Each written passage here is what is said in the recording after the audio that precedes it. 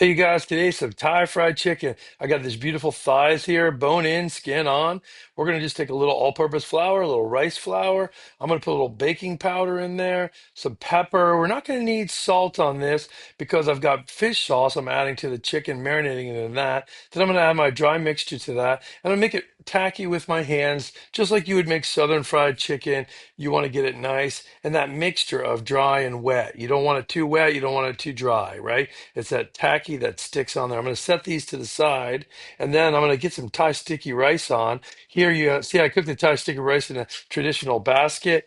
I've got that beautiful rice for later. It's nice and sticky and beautiful. Now I've got my chicken. I'm going to drop that gently in my oil. This oil, you don't want to overcrowd it. So four pieces is going to be more than enough for this. You know, if you want to do more, you have to do it in batches. Okay, so I'm gonna let that fry. I'll check on that. You can see it's a little light, so I wanted to go back down in. And now it's beautiful and golden brown. Let it cool slightly on the bone. It'll be cooked. I'll move my hot oil out of the way and I'm going to get my wraps put together. So first I'm going to cut the chicken. I've got some 3-2-1 sauce here. Go check out my YouTube and then you'll be able to see how to make all of these. I have long versions that you can learn from.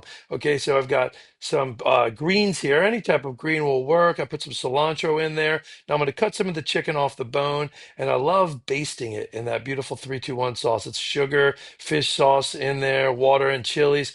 And then I'm going to put that in there with my herbal mixture, have it with some rice. You can put them all together. It's a beautiful snack. You guys are going to love it. Enjoy.